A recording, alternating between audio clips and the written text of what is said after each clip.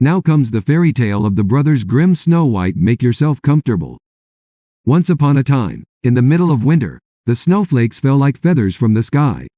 There the young princess sat by the window and remembered her mother, the queen, whom she called Snow White because she was white as snow. But when Snow White was born, the queen died. For over a year the king, who was a very good and caring man, took another wife. It was a beautiful woman, but she was proud and high-spirited, and could not bear that she should be surpassed in beauty by anyone. She had a wonderful mirror. When she stepped in front of it and looked at herself in it, she said, "Mirror, mirror on the wall, who is the fairest of them all?" The mirror answered, "Mrs. Queen, you are the fairest of all." She was satisfied because she knew that the mirror was not only magical, but always told the truth. But Snow White grew up and became more and more beautiful, and when she was 7 years old, she was as beautiful as the clear day and more beautiful than the queen herself. When she once asked her mirror, "Mirror, mirror on the wall, who is it? The fairest in the whole country?" He answered, "Mrs. Queen, you are the fairest here, but Snow White is 1,000 times prettier than you."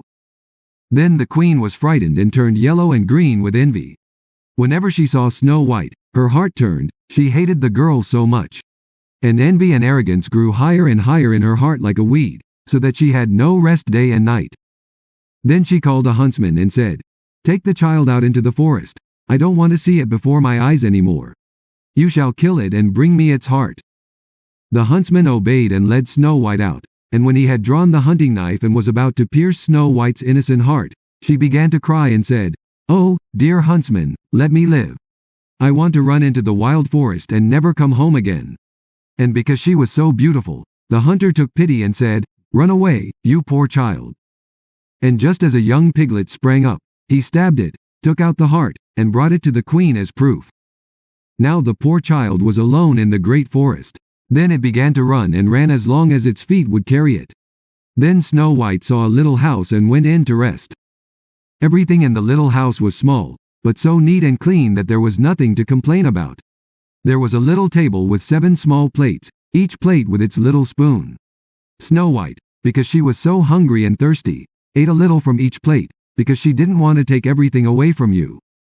7 little beds were placed next to each other against the wall and covered with snow white sheets. Afterwards, because the poor child was so tired, she lay down in a little bed, but none fit.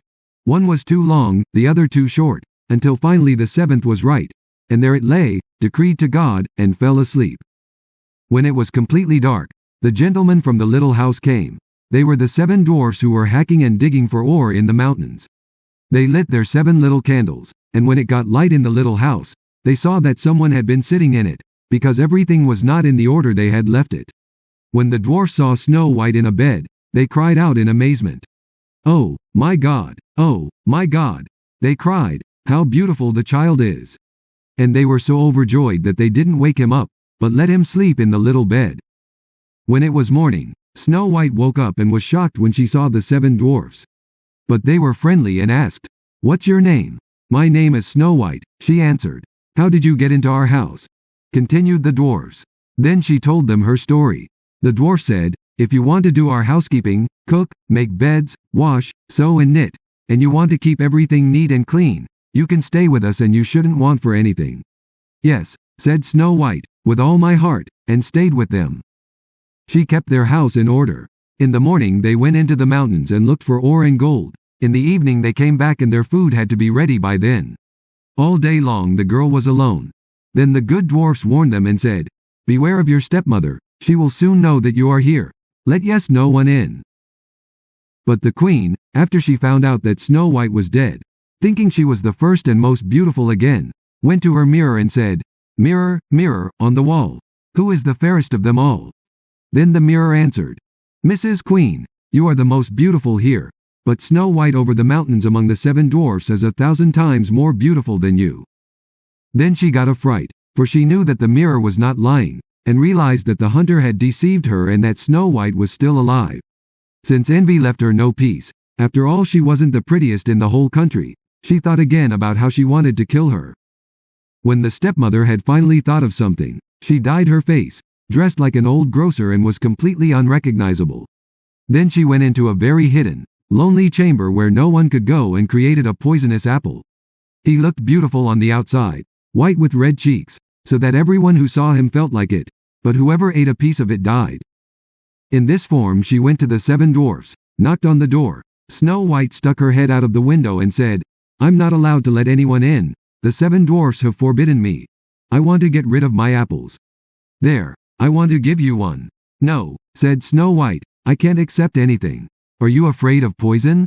Snow White looked at the beautiful apple, and when the shopkeeper handed her the apple, she couldn't resist any longer, reached out and took the poisonous fruit. But she had scarcely had a morsel of it in her mouth when she fell dead to the ground. The little dwarfs, when they came home in the evening, found Snow White lying on the ground, and there was no more breath out of her mouth, and she was dead. They put her on a stretcher and all 7 sat down on it and wept for her and wept for 3 days. Then they wanted to bury her, but she still looked as fresh as a living person. They said, "We cannot sink her in the black earth," and had a transparent coffin made of glass so that she could be seen from all sides, put her in it, and wrote her name on it in gold letters, and that it was a king's daughter. Then they put the coffin out on the mountain, and one of them always stayed and guarded it. But it happened that a king's son saw the coffin on the mountain with the beautiful snow maiden in it and read what was written on it in gold letters. Then he said to the dwarfs, "Leave me the coffin, I will give you what you want for it." But the dwarfs answered, "We will not give it for all the gold in the world. Me, because I can't live without seeing Snow White. I want to honor and respect her like my beloved." As he said this, the good little dwarfs took pity on him and gave him the coffin. The king's son left him on horseback and went away. Then it happened that the horse stumbled over a bush, and the trembling ejected the piece of poisonous apple that Snow White had bitten off. And it wasn't long before she opened her eyes, lifted the lid of the coffin and sat up and was alive again. "Oh God, where am I?"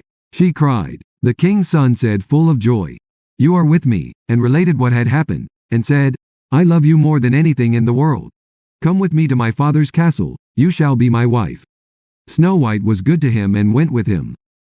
At that time the godless stepmother stepped before the mirror and said, "Mirror, mirror on the wall, who is the fairest of all?"